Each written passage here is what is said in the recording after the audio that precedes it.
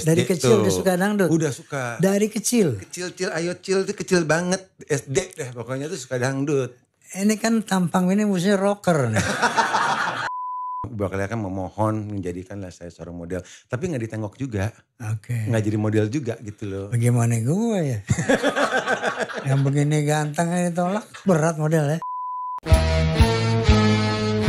Assalamualaikum warahmatullahi wabarakatuh. Yuk, take.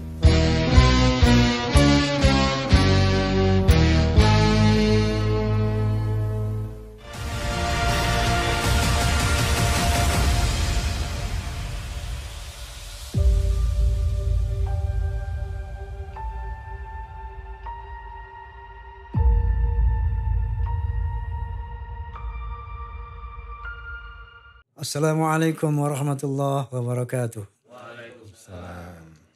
Pemirsa juga tentunya Forza rahimakumullah. Kali ini saya kedatangan tamu. Ini ganteng banget orangnya.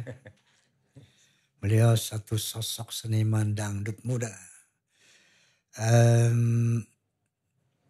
Berbakat. Tepuk tangan buat Bung Thomas Djorghi. Terima kasih Pak Haji. Bung Thomas apa kabar? Kabarnya bagus banget ini. Alhamdulillah mau hadir di Bisikan Roma. Iya. Tapi saya nggak berbisik di sini, ngomongnya jelas. Terima kasih juga udah dilibatkan di podcastnya Bang Roma. Bung Thomas, apa yang boleh, apa yang nggak boleh? Saya tanya kira-kira ada Bebas gak? merdeka sih. Bebas Boleh. merdeka ya? Boleh. Pokoknya semua boleh tanya ya? Tanya gimana jawabnya aja sih. Mau jawab enggak, yang penting silakan aja. Oke. Pasnya publik ingin tahu. Nama Anda tuh sesuatu yang terdengar asing. Iya. Thomas Djorghi, betul? Nama lengkapnya Thomas Abdullah Djorghi. Oh, ada Abdullahnya? Iya. Allahumma sholli ala Muhammad. Makanya panggilnya Dul di rumah. Jadi nama Thomas Abdullah Djorghi itu dipanggil Dul di rumah. Dia Abdullah. Ini surprise ini. Thomas Abdullah Djorghi. Tepuk tangan dulu nih. Oke, Dul. Iya Bang. Mungkin ada darah-darah luar ya dari Indonesia. Sehingga. Luar rumah juga. Enggak, Papa Betawi Belanda. Itu Belandanya itu. Jadi Papa itu masih ada keturunan dari Muhammad Husni Tamrin. Masya Allah. Oke. Ada dari Belandanya juga? Iya, Belanda Betawi ya. Oke, Indo Belanda gitu Indo ya? Belanda. Betawi Belanda, Masya Allah. Keturunan dari Muhammad Tamrin. Yap. Husni Tamrin. Wih, ada pahlawan nasional juga ini. Terus ibu dari? Nah, Mama Maluku Manado. Oke, Maluku Manado. Mama kakak beradik sama Ruth Pelupesi. Ruth Ruth Pelupesi seorang Pelupesi, artis oke. tentang film zaman dulu itu. Benar, Ruth Pelupesi. Ruth Pelupesi. Ya. Nah, Mama adiknya. Mama juga seorang artis. Oh, Mama dulu. adik Ruth Pelupesi? Adiknya Ruth. Oke. Siapa namanya? Mama. Nah? Mama dulu Joyce Pelupesi. Sekarang berganti nama menjadi Wangi Joda. Nggak, saya pernah dengar pakai ada Djorghi siapa ya? Ada Matri Djorghi mungkin desainer. Itu ada kaitan? Ada, jadi istrinya kakaknya bokapnya Papa. Oke. Djorghi yang kalau wanita ya ada juga anaknya Gebi Djorghi itu. Oke. Bung Thomas, Anda bersaudara berapa orang? Berlima. Jadi perempuan 1, 4 laki-laki. Perempuan Saya 1, 4 laki-laki. Saya anak keempat. Jadi ada kakak 3. Kakak 3.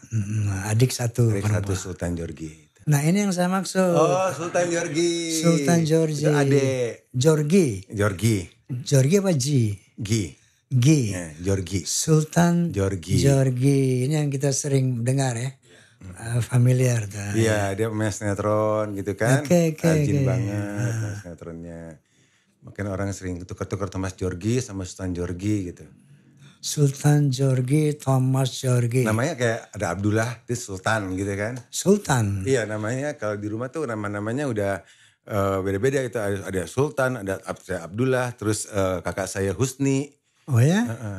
Ada Tamrin juga ada Tamrin, Husni, Abdullah, Sultan. Masya Allah. Jadi begini Dul, lah. Boleh. Jangan lebih akrab Dul sih. Lebih enak kan ngomongnya Dul gitu. Muntamas, oke. Ini kan Anda nih punya kelebihan dari Allah ini. Dikasih wajah yang wah ganteng banget. Amin. Sampai-sampai saya kalah gantengnya. Emang gitu emang. Anda punya wajah yang Masya Allah ganteng. Kemudian macho. Thank you. Lalu dengan pemberian Tuhan yang seperti ini. Anda kan main film kan? Awalnya main film, terus sinetron, terus nyanyi. Film, sinetron. Nah bagaimana dari film ke sinetron terus sampai sekarang jadi penyanyi itu seperti apa? Atau kalau sinetron dan nyanyi, film dan nyanyi? Iya, awalnya emang keinginan kecilnya adalah nyanyi dangdut. Oke. Dari kecil tuh, dari kecil udah suka dangdut? Udah suka. Dari kecil? Kecil, ayo cil tuh kecil banget. SD deh pokoknya tuh suka dangdut. Ini kan tampang ini musuhnya rocker nih. Betul gak? Penampilan sih rocker atau model atau main sinetron, tapi nyanyi dangdut. Nah itu belum ada zaman dulu kan, ini tontonan yang menarik nih. Benar. Kan zaman dulu tuh saya tujuan ke dangdut tuh ya pasti Pak Haji Roma, ada Mansur S, ada Maggie Z gitu kan. Terus Thomas Djorghi gitu tiba-tiba muncul gitu kan nih. Aneh loh nih orang kok tiba-tiba penampilan model terus nyanyi dangdut nih. Wah gitu makanya orang. Benar. Dia sejarahnya saya model dulu. Model pemilihan-pemilihan cover di majalah gitu. Tapi dari kecil pengen dangdut tapi ya udahlah jalanin aja dulu yang ada gitu kan. Udah bisa berjuang di model. Sembari saya juga mau nyari produser untuk nyanyi dangdut gitu kan. Terus akhirnya ditawarin film. Main film lah gak apa-apa deh. Satu dunia yang sama kan dunia hiburan gitu gak apa-apa. Asal saya tanggung jawab dan saya bisa melakukan itu gitu saya maunya. Berjalan waktu main sinetron. Baru ketemu produser nawarin dangdut. Tapi di saat itu PT Musika Studio itu kan bukan recording untuk dangdut. Jadi Musika pop. Studio? Musika. Pop. Ya akhirnya. Sorry sambil minum gak apa-apa. Ya silakan.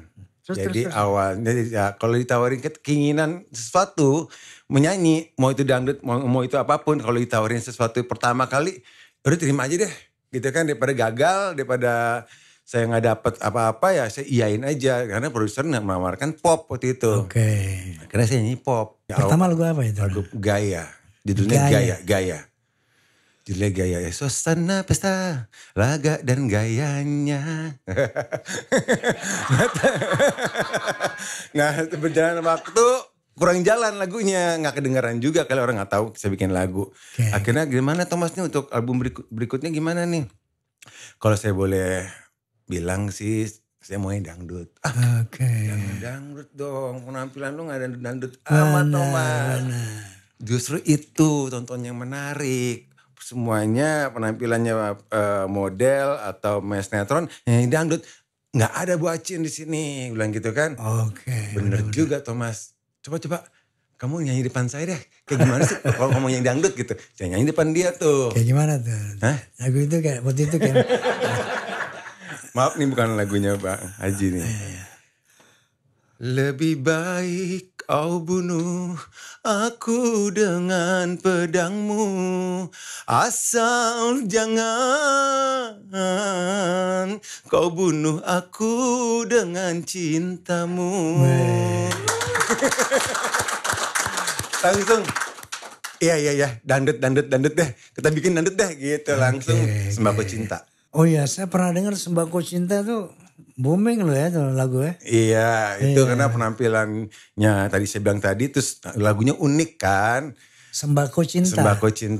9 bahan pokok dong. 9 bahan pokok dalam bercinta. Oh, nah ini asik bisa dijelaskan tuh. Coba lagunya gimana lagunya? 9 bahan pokok di dalam bercinta. Jangan sampai kurang satu, bisa kurang mesranya. 1 harus setia, 2 ada cemburu, tiga pengertian, empat ada rindu, lima banyak pujian, enam sering duaan, tujuh perhatian, delapan sembilan manja dan sayang. Dari sembilan bahan pokok cinta, gue gak denger ada duit situ. 10 sama 10 punya dana. Itu awalnya tuh bikinnya krisis moneter. Krisis moneter. Tahun 1998. Oke. Jadi dibikinlah sembako. Judulnya itu kan susah banget dapat sembako tuh. Iya. Nah, Waktu itu lagi populer sembako tuh. Iya. 9 bahan pokok lagi Nah susah. itu susah. Akhirnya dibikin Anda lagu masuk itu. tuh. Masuk. Tapi kalau sembako doang, nanti krisis moneter udah membaik, negara kita udah makmur lagi, basi lagunya. Benar. Nah aku berpikir dan mamaku membantu juga dalam hal ini. Kenapa nggak pakai cinta? Kalau cinta itu abadi. Jadi kapanpun kamu bisa nyanyikan lagu ini. Oke, mama ya. Mama support kamu. kasih Bukan. ide cinta itu. Iya. Akhirnya sembako cinta Dul bikin kayak gitu. Ganti tuh syairnya satu beras ganti sama apa gitu-gitu. Akhirnya saya ajukan ke Buacin menjelaskan ke tadi. Terus kalau cinta gimana? Abadi sampai kapanpun saya akan nyanyi lagu ini. Betul Thomas, sembako cinta. Bagus kita bikin syairnya. Sembako cinta ini panjang urusannya nih. Artinya bisa bikin lagu banyak kan. Sembako pertama beras. Judul lagu beras. Iya enggak? Iya. Minyak goreng. Awalnya itu. Awalnya pas saya baca beras, minyak goreng, lah macam. Aduh kok ini sih lagunya. Maunya itu lagu-lagu kayak Pak Haji Roma Irama bikin lah, atau Meggy Z bikin lah gitu kan. Kayak lagu lebih dangdut gitu loh. Maunya gitu hati nurani sih dangdut banget gitu kan. Tapi kok dapetnya lagu-lagu kayak gini ya gitu loh. Tapi kata produser aku bilang, udah jalanin. Lihat lagu ini akan kamu menjadi seseorang yang punya dangdut yang orang tahu dengan lagu ini. Sembako cinta gitu. Benar juga sih. Nyata. Orang jangan tahu. Sembako cinta. Krisis moneter cinta enggak? Belum tuh, belum. Itu bagus juga. Belum. Tapi udah. Biasanya orang kawin bercerai karena krisis moneter. Iya. Iya boleh. Apa satu, apa dua, apa gitu ya. Boleh juga. Oke. Berkarya itu memang, apalagi sekarang kan lirik-lirik lagu itu udah begitu bermiliar-miliar lirik.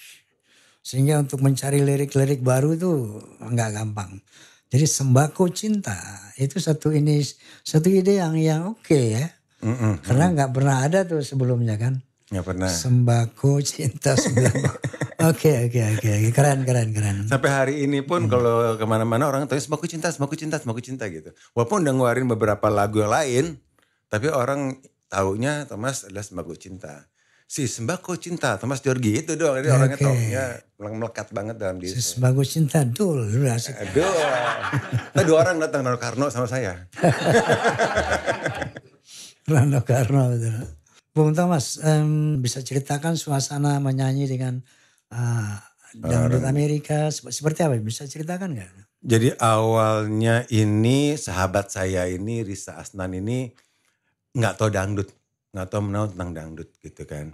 Terus dia pengen bikin acara di Amerika gitu. Terus teman-temannya bilang, lo kan satu SD sama si Thomas itu tuh, sama Mas Djorghi itu. Mumpung dia lagi banyak show tuh katanya. Jadi lu bawa tuh ke Amerika. Nah pas saya menghibur di Amerika itu yang tadi nggak suka jadi suka. Oke. Dangdut. Si Risa Asnan itu berpikir kenapa gue nggak bikin orang-orang bule di sana jadi suka dangdut ya. Karena kalau besar di Amerika akan menjadi mendunia gitu. Oke. Akhirnya bekerjasama sama saya berdua kita keliling entah itu LA, New York dan sekitarnya, Delaware, Philadelphia itu mencari orang-orang bule yang benar-benar mau nyanyi dangdut. Awalnya mereka langsung dangdut aja mereka nggak ngerti. What is dang gitu ngomong gitu. Dang gitu kan. Dangdut. Nah, awalnya tuh turun ke jalan, pinggir jalan tuh di Hollywood atau di New York sampingnya itu di pinggir jalan. Saya bawa mini kompo, pakai handphone, pakai Ini klip, suruh dengerin. Kita jalan, orang-orang yang wirawiri di Amerika tuh sudah stopin mereka, sorry ganggu kalian jalan. Ini boleh ada lagu, salah satu lagu nih boleh dengerin gak di kuping kalian gitu. Oh it's okay gitu. Mereka sangat menghargai ya. Menghargai seni banget. Mereka dengerin di kuping.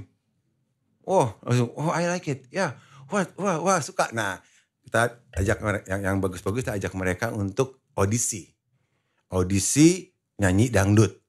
Dan ternyata saya nggak nyangka itu, saya sembarin formulir kayak brosur-brosur untuk mereka bisa daftar itu. Ada 700 orang lebih lah yang ingin mau nyanyi dangdut. Daftar tuh disiap. Kita akhirnya bikin gedung, sewa gedung, ruangan gitu untuk mereka bisa audisi, menampilkan suara mereka kan. Tapi ya gitu, kita juga ketawa-ketawa sih dalam hati ya. Pelok-pelok gitu ngomongnya kan. Kayak begadang jangan bergadang. Gitu. Wow, tiada artinya gitu. Yang apa-apa deh ya. At least mereka mau. Ya, dengan maunya mereka aja saya udah menghargai banget mereka mau nyanyi dangdut gitu. Ini ada kaitannya sama PAMI Amerika nggak waktu itu? Ada, akhirnya kayak si Rista Asnan masuk ke PAMI. Siapa? Rista Asnan, panggilannya Ira sih. Ya, Ira. Satu Ira kan. Nama lengkapnya Rista Asnan, panggilannya Ira. Sama beliau kerja sama. Sama Ira jadinya. Sama Ira, oke. Akhirnya berjalan waktu dari 2004 sampai 2022 ini semakin mengerucut, semakin kita jelasin, kita poles-polesin suaranya, kita latih cengkok. Kan cengkok susah buat mereka ya. Kita latih terus sampai mereka ya at least bisa lah. Bung Thomas, pernah saya ke Amerika dulu.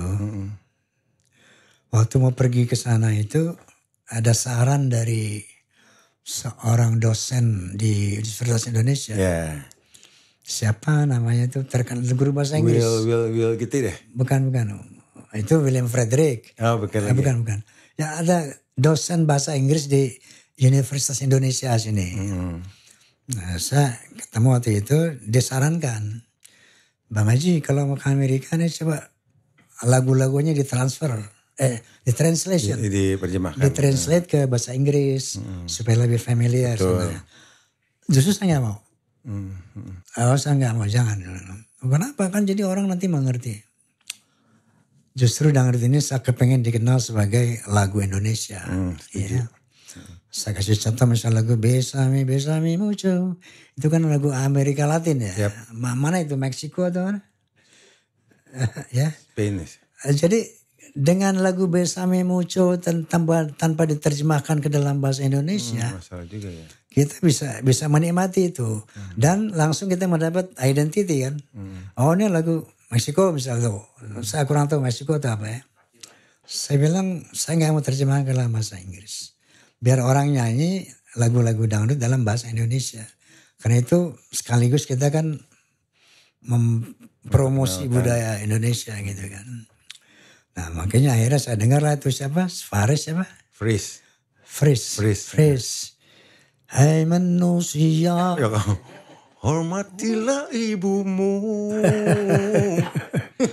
yang melahirkan. Nah itu jadi melalui lagu mereka bisa kenal Indonesia. Itu sebabnya saya nggak mau diterjemahkan. Oke, Bung Thomas, kegiatan yang tadi Anda lakukan ya, itu periodik atau accidental aja? Tiap tahun. Periodik tiap tahun. Kita bikin dia single, bikin video klip segala macam, kita promosikan di sana dan di sini gitu. Karena Ira juga linknya di Amerika kuat banget. Dia ada 10 apa 9 TV di Amerika lokal yang bisa menyiarkan mereka untuk tampil di situ. Terus juga maunya di sini juga besar gitu kan. Ya udahlah nggak apa-apa, kita besarkan di Amerika karena nanti kalau besarkan di Amerika bisa mendunia. Tapi yang gimana pun juga kan dangdut kan punya Indonesia gitu kan. Kita harus besar juga di sini dong gitu maksudnya. Tempo hari ada teman artis kita yang buka kafe dangdut di New York. Siapa? Fitri Carlina. Ada kaitannya gak ke situ? Nggak ada. Nggak ada. Fitri Carlina ya? Iya nggak ada. Saya pernah katakanlah upayakan sama Fitri Karlina ya, untuk tampil di Times Square. Times Square New York ya. Yap. Apakah Anda pernah tampil di Times Square? Nah itu emang enggak mudah tampil di situ. Oke. Satu mungkin pengizinannya gitu kan. Karena itu ada event-event tertentu aja yang bisa tampil di situ. Oke. Akhir tahun ada event apa. Karena itu kan jalan yang sangat nggak mungkin di-cut terlalu sering di-cut. Karena akan macet satu New York gitu. Jadi itu harus bayarnya tinggi banget untuk security, untuk keamanan segala macam. Itu benar-benar luar biasa sih. Kalau benar-benar bisa terjadi dan itu mungkin akhir tahun atau event yang besar baru bisa di situ. Oke. Jadi selama ini belum pernah di Times Square ya? Enggak, belum pernah. Saya tahu tampil di entah itu di pinggir di jalanan di depannya KBRI atau di sebuah taman ditutup untuk dangdut gitu ya, benar. Jadi kayak taman di pinggir jalan ataupun di gedung. Di kafe, bisa di kafe? Di kafe, restoran, di taman, di pinggir jalan New York itu bisa satu blok tutup. Tapi kalau Times Square kan tuh bisa cabang tuh susah itu blok. Oke, kalau Anda ke sana, tentunya kan ada grup pengiring. Yap. Nah, formasinya berapa orang yang grup Amerika itu? Itu sebenarnya kita kalau mengandalkan grup pengiring di sana ke PR sih. Karena mereka latihannya kapan? Ya kan, saya pernah nih show Thomas George show di Amerika di LA, tapi itu pakai band. Iya. Terus mereka kan kerja tiap hari. Senin sampai Jumat mereka kerja, Minggu acara keluarga. Nah cuman bisa ada waktunya Sabtu. Nah itu latihannya kapan ya? Sabtu itu dah. Sementara lagunya kan enggak satu dong. Ketika itu nyanyi 15 lagu. Itu mereka tuh nebak-nebak Bang Manggis ini ke kiri ke kanan. Bagus lagunya familiar, mereka sering. Mau lagunya sering mereka denger pun mereka juga nggak bisa langsung bisa main kan. Itu agak PR sih di saat show mereka kayak lupa ingat maaf lupa gitu. Ya kita nyanyi kan kayak gitu ya agak susah sih. Angka baiknya menurut saya bawa band dari sini. Enggak yang sama selama Anda di sana itu. tuh. Akhirnya pengalaman karena itu saya pakai -1 terus. Oh -1. Karena band itu susah untuk mengikuti saya untuk nyanyi. Akhirnya udah deh next time gue show di Amerika bawa -1. Lebih aman. Praktis ya. Jadi mau berapa lagu, -1 ada 15 lagu pakai -1 semua. Oke. Jadi aman buat kitanya juga nyanyi. Kalau pakai band yang kadang-kadang bener gak ya kita juga. Yang dilihatnya kitanya ya. Oke.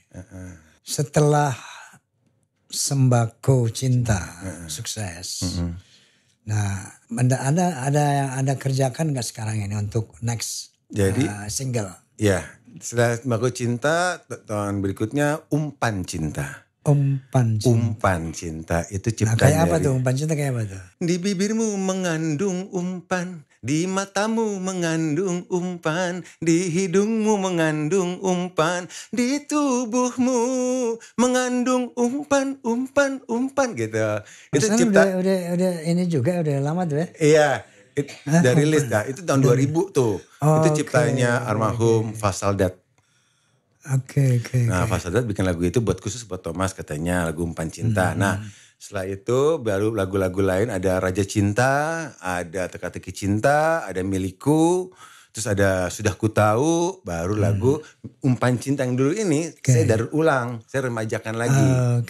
Nah yang saat ini yang beredarnya Umpan Cinta versi baru ini saya memakai musisi-musisi yang bukan genre dangdut. Kenapa? Supaya maunya merangkul anak-anak muda selatan lah gitu. Kadang-kadang ya gimana pun juga sometimes mereka masih gengsi sama dangdut. Nah kalau kita bikin pakai musisi pop gitu ya, R&B gitu digabung sama dangdut, mereka baru bisa kerennya musiknya nah, kayak gitu. Kalau kita kasih mentah-mentah ke mereka anak-anak muda kita ini masih gengsinya walaupun mereka joget mereka suka tapi untuk mendownload mereka untuk nonton itu mereka susah gitu loh. Jadi saya melempar ke mereka dengan musisi-musisi dari yang bukan genre dangdut gitu supaya mereka keren nih dangdut gitu ya walaupun pure dangdut juga keren cuman kasih sesuatu yang beda aja sih. Prinsip Anda di dalam berkarir ini antara film, layar lebar, sinetron dan musik. which one you prefer to do? Iya, masih keinginan kecil sampai hari ini masih bertahan di musik dangdut. Di musik, penyanyi dangdut. okay. Atau di sinetron, di film, dulu sih Semangat 45 ya, sekarang semangatnya udah kurang banget karena gitu. Saya dulu sempat main sinetron berjudul-judul, tapi kok sekarang kok untuk main lagi kok belum minat lagi ya gitu. Saya nggak boleh bilang nggak mau karena besok-besok udah akan mau. Tapi alangkah baiknya kalau nggak minat kan kita besok-besok kita udah main sinetron lagi atau film lagi ya silakan. Tapi belum ada. Ayo Tom main lagi Tom, main sinetron lagi Tom. Nah itu belum ada. Nggak sesemangat Sultan Djorghi itu. Sultan. Jadi ya udah lebih fokus di musik dangdut aja. Kedekatan Anda sama Sultan suka nyanyi juga enggak? Iya, dia rock tuh. Oh, rock. Alirnya Vicky. Sultan tuh sangat rock. Dia lagu-lagu Jamrud, lagu-lagunya Dewa, itu dia sangat melekat dalam diri dia gitu. Sultan Djorghi. Okay. Dia lebih ke rock, pop rock lah dia. Nggak ada rencana kolaborasi sama Sultan. Kalau bisa keren loh. Lucu ya. Thomas and Sultan Djorghi. Iya, lucu sih bikin kayak gitu ya. Boleh juga. Boleh juga ya. Ya belum ya kepikiran sih, kadang-kadang ada kepikiran duet. Tapi kalau difokuskan untuk bikin duet Sultan dan Thomas itu boleh juga sih ke depannya. Bung Thomas, semua orang punya cita-cita. Ada obsesi yang ingin dicapai. Yang sekarang belum tercapai. Menuju ke sana. Kira-kira apa yang Anda cita-citakan menjadi obsesi untuk menuju ke sana tuh seperti apa kira-kira? Entah itu di film, sinetron, atau di musik, atau di bisnis, atau ada nggak yang kira-kira menjadi obsesi Anda ke depan? Kalau ditanya pengen keinginan obsesinya itu apa ya? Yang belum kesampaian adalah saya bikin konser. Bikin? Konser. Thomas Djorghi konser gitu ya. Oh, live konser Thomas Djorghi. Okay. Tapi mungkin konsepnya beda sama yang sudah pernah ada kita lihat selama ini. Ya, gitu seperti apa misalnya? Ya lebih ke musikal. Jadi konser itu lebih ke musikal. Perjalanan karirnya Thomas dari menginjakan kaki ke dunia hiburan sampai sekarang gitu. Jadi dibikin drama musikal tapi nyanyi terus drama lagi terus nyanyi lagi gitu. Jadi teatrikal gitu ya. Jadi bikin yang beda gitu. Maksudnya pengennya seperti itu sih. Pengen seperti itu ya. Karena kan perjalanan karir saya tuh tidak semulus orang melihat gitu. Seorang Thomas Djorghi pasti gampang lah dia sebagai model. Thomas Djorghi gampang lah mau nyanyi tinggal ngomong produser jadi penyanyi di sekarang. Enggak semudah itu. Jadi perjalanan karirnya tuh panjangnya tuh sangat dramanya tuh kalah film India tuh ya, putus dia. Lebih drama lagi, jadi itu yang mau diangkat untuk ditampilkan ke penonton. Menarik kalau ketika Anda mengatakan dramatisme perjalanan karir Anda itu mengalahkan film-film drama India. Iya. Itu pasti berdarah-darah tuh. Iya, betul. Kayak apa bisa ceritakan ya? Jadi saya tuh boleh katakan nggak mau membebani keluarga satu, papa, mama gitu ya. Dengan keuangan mereka, terima kasih banyak gitu lah. Bukan saya sombong atau bukan saya mandiri lah. Mau mandiri gitu. Jadi saya punya uang atau uang jajan. Awalnya nih uang jajan 1.200, dengan itu saya berangkat ke Jakarta. Kenapa di Jakarta? Saya tinggal di Bogor. Keluarga tinggal pindah di Jakarta, pindahlah ke Bogor gitu kan. Anda jajan satu hari 1.200? Ya. Tahun berapa tuh? Itu tahun 90-an. Tahun 90 1.200 gede juga ya. Nah itu saya emang udah pernah ikut model-model. Tapi sebatas itu doang. Kan kita gak mau stuck di situ dong. Kita maunya modelnya berkembang, karir sinetronnya jalan, nyanyinya apalagi gitu kan. Itu gimana caranya kita harus mendatangkan kantor-kantor yang kita mau datengin. Jadi jemput bola gitu apa ya istilahnya tuh, saya datengin kantor tersebut lah. Halo, saya Thomas Djorghi, saya mau jadi penyanyi. Halo Thomas Djorghi, saya menjadi model gitu. Menawarkan diri. Karena kalau kita nunggu kita nggak akan datang karena tidak ada alat komunikasi. Jemput bola itu tadi. Iya, jemput bola. Jadi dengan 1.200 itu saya pergi dari Bogor, terminal Bogor naik bus ke Jakarta. Di Cililitan zaman itu 600 tuh, cus 600 ke Jakarta. Tinggal 600 dong. 600 lagi untuk pulangnya. Benar. Buat selama di sini Jakarta Jalan kaki. Oke. Jalan kaki dari Cililitan, kalau mungkin tahu jaraknya ke Rasuna Said di Kuningan, itu nawarin pekerjaan. Anda jalan kaki? Jalan kaki. Seganteng ini jalan kaki. Nggak dikeroyok cewek-cewek tuh di jalan? Harapnya sih, nggak ada tapi. Oke, Nggak ada terus? peduli. Jadi saya jalan kaki ke kantor tersebut kan mengharapkan ada kerjaan. Tapi belum tentu ada dong. Kan tiap hari belum tentu ada kerjaan untuk foto. Ya yang nggak mau tahu saya tungguin. Pokoknya Mbak, Mas saya tungguin. Saya tunggu di depan ya. Itu berjalan waktu. Untuk model ya? Untuk model. Oke. Untuk model itu saya akhirnya saya nunggu di lobi depan. Kalau saya boleh tahu apa model pertama tuh apa?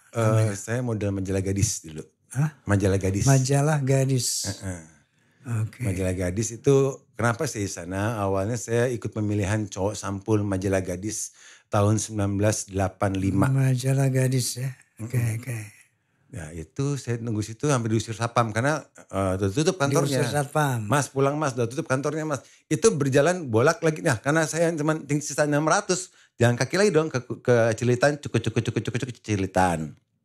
Baru naik bus lagi ke Bogor. Oke. Berarti Besoknya balik lagi. Besoknya lagi. Nah, pindah ke Menteng, jalan Cililitan ke Menteng atau ke Raden Saleh gitu, ada satu majalah situ. Itu bolak-balik sampai 4 tahun. 4 tahun. 4 tahun. Oke. Ya, bakal kan memohon menjadikanlah saya seorang model, tapi nggak ditengok juga. Oke. Nggak jadi model juga gitu loh. Bagaimana gue ya? Yang begini ganteng ditolak. Berat model ya? Berat. Waduh. Saingan dulu berat. Sampai saya ketika uangnya habis, gimana pun kita lapar. Kan berarti kan gak makan kan? Itu gak makan, 600 pulang lagi gak makan. Jadi saya kayak saya beli makan akhirnya sisa uangnya tinggal berapa ratus perak gitu. Maksudnya hari Senin sama Kamis saya jalan puasa Senin Kamis. Iya, harus sekalian aja ya. Puasa putih jadinya. Saya tidurnya di emper-emper toko atau. Sampai begitu? Iya. Sampai tidur di emper toko. Ya, alasan ransel saya itu. Saya tidur gitu. Besok pagi bangun lagi saya jalan kaki lagi. Terus sampai di halte bus tuh. Halte bus kan lumayan ya. Kalau udah jam 3 pagi, jam 4 pagi sepi tuh saya tidur situ. Bangun, saya jalan kaki lagi. Makanya penampilannya mungkin kusut ya. Kumal gitu kan penampilannya. Mantasnya gak ditolak terus ya kumal mungkin ya. Nah itu. Karena kumal itu gak diterima saya. Oke. Sampai pingsan segala macam kan gak makan. Sorry maaf ya Pak Haji ya. Ini jeans saya sampai berlumut. Keluar lumut loh, keluar jamur. Apa itu? Jeansnya. Karena saya gak cuci. Nah, itu sobek-sobek kenapa itu? Tadi caketan monyet di depan. Sampai berlumut gitu loh. Bener lumut. Saya kayak ini apaan nih kok agak jamur kayak. Karena saya tuh gak mau membebankan teman saya. Bisa aja saya pergi ke rumah teman saya ngumpang. Ya enggak. Saya pantang untuk merepotkan orang gitu. Jadi saya berjuang bertahun-tahun untuk mendapatkan model itu. Bertahun-tahun, 4 tahun? 4 tahun itu. Baru akhirnya diterima di majalah gadis? Diterima lagi. Pakai lagi di depan awalnya udah tuh. Tapi kita harus berjuang terus kan supaya eksis gitu loh. Akhirnya terus saya mempelajari kenapa mereka menolak saya. Itu kurang rapi kali dandanan, jalan kaki. Nah itu. Keringet melulu kan? Keringetan, hitam, rambutnya gondrong, kusam gitu kan. Akhirnya saya mempelajari. Saya lihat nih majalah-majalah apa sih mereka tuh kerennya pakai apa sih. Oh mereka rapi. Mereka resik. Potong rambut pendek. Kenapa saya nggak potong rambut, saya nggak besarin badan ya. Mutihin dikit lah badannya, nggak hitam banget gitu kan. Akhirnya saya push up, saya nggak keluar rumah. Pulang sekolah langsung pulang rumah. Rambut saya potongin, udah merasa saya udah cukup, saya memohon sama Tuhan. Saya teriak tuh, Tuhan jadikanlah saya seorang model gitu sampai dramanya gitu. Akhirnya saya berangkat ke Jakarta. Dengan penampilan baru kan, udah agak gedean dikit lah, ngejem dikit, push up doang push up doang emang, modelnya push up doang malah lari. Sampai di kantor tersebut, mereka langsung, Thomas, keren banget kamu sekarang. Gini dong penampilannya gitu. Oke. Oh gini saya pakai pemain model pakai ini foto ya besok Besok foto untuk fashionnya, untuk covernya gitu. Maksudnya tawarin. Langsung, betul kan. Jadi kita, menurut saya itu kalau kita mau usaha sesuatu apapun, kita harus mempelajari diri kita sendiri. Kekurangan kita apa, kelebihan kita apa. Berakit-rakit ke hulu, berenang-renang ke tepian. Iya. Jadi yang dimaksud Bung Thomas ini lebih serem dari drama India. Itu yang tidur-tidur di emperan itu. Emper itu. Terus saya nemenin mama jalan kaki juga dari Kuitang ke Majestic Jalan Bumi itu untuk ya mencari pekerjaan juga sih. Kuitang ke Majestic. Jalan Bumi. Majestic kayak Bayoran kan? Jalan Bumi, ya Majestic tuh ya itu pasar Majestic di sana. Bayoran? Bayaran. Jalan kaki itu dia mencari pekerjaan juga. Pokoknya dramanya tuh kalau dijabarin pendek panjang lagi. Wah lebih detail ya. Detail lebih panjang lagi. Apalagi mau nyanyi gitu kan. Saya di Balai Sidang, dulu Balai Sidang namanya itu ada acara tuh. Award gitu kan. AMI Award gitu contohnya. Nah saya tunggu di parkir mobil. Kenapa tunggu mobil? Tunggu bubaran. Untuk bubaran orang-orang nonton acara itu, saya masuk membaur situ. Tujuannya mau ketemu produser. Oke. Gitu, saya, udah bubar nih di belakang kan, ternyata bubar, kita udah kesana. Iya, teman aku bilang, Tom, tuh udah bubar acaranya tuh. Wah, rapi-rapi. Membaur sama teman-teman, kesannya saya nonton acara itu gitu loh. Sampai ketemu produser saya gitu, Bu Acin. Sama sore apa malam gitu, teman saya bilang, Bu Acin ada artis nih model mau jadi penyanyi gitu. Oh yang mana gitu. Kenalin Thomas. Halo Bu Acin, saya Thomas. Mau jadi penyanyi kamu tadi? Iya. Ya udah kamu casting aja di sana tuh di setiap hari Jumat sama hari Senin sampai Jumat tuh ada casting di sana di Mustika. Udah sering, bilang gitu. Udah sering Bu Acin saya tes di sana. Dari SD, SMA, SMP itu saya bolak-balik ke Mustika jalan kaki untuk tes vokal. Waktu itu nyanyi. Mustika di mana alamatnya? Perdatam. Oh di situ. Iya di Perdatam. Nah, sebab saya dulu pertama rekamannya di situ. Perdatam kan? Perdatam. Masih sampai sekarang. Waktu itu masih di situ. Masih. Oh, Oke. Nah disitulah saya bolak-balik selain ke majalah tersebut saya balik-balik ke Perdatam untuk jadi penyanyi. Tapi sampai berkali-kali itu tidak ada jawaban dari pihak Mustika. Makanya Bocin bilang tes aja dulu vokal kamu di Mustika Senin sampai Jumat. Sering banget Bocin tapi saya gak pernah dipanggil. Loh masa sih kok gak pernah saya dengar suara kamu? Nah mungkin gak nyampe ke dia gitu kan. Kayaknya aduh gak penting deh kayaknya. Sabotase rupanya nih. Sabotase bener. Akhirnya besok kamu ke kantor saya gitu. Baru ditawarin nyanyi. Yang tadi itu. Oh, yang tadi itu kan. Ada satu hikmah yang bisa kita petik ini. Ada satu hadis yang mengatakan manjada wajada. Barang siapa yang mencari dia dapat. Kesungguhan mencari. Ada lagi satu ayat Al-Quran. Innallaha la yughayyiru ma biqaumin hatta yughayyiru bi anfusihim. Allah tidak akan merubah nasib satu kaum atau seseorang kecuali dia berjuang untuk merubahnya. Jadi ini satu tips juga buat kita bahwa ketika kita menginginkan sesuatu ada dua hal yang harus kita lakukan. Doa dan ikhtiar. Perjuangan dan doa tuh. Ya, ada lagunya tuh. Ada lagunya ya? Yeah. Kayak gimana kira-kira?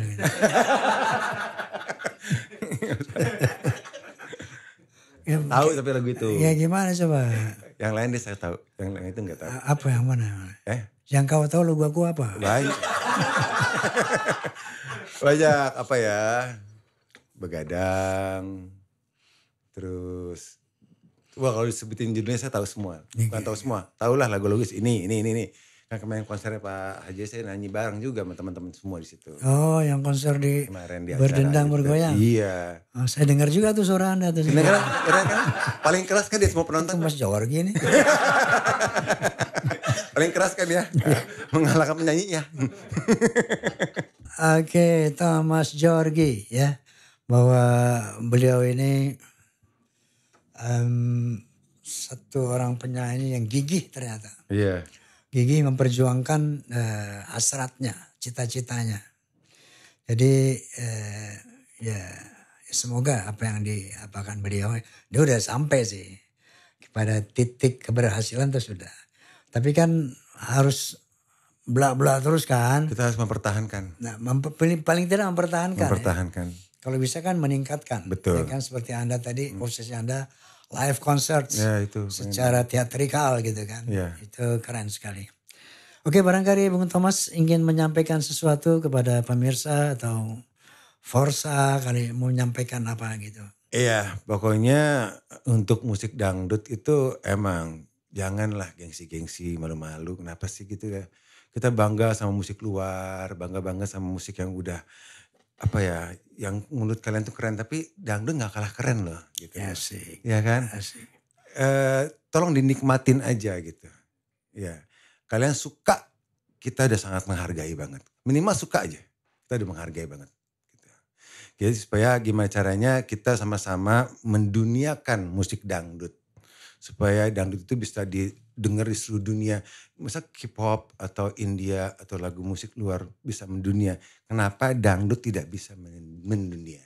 Jadi sama-sama kita menduniakan musik dangdut.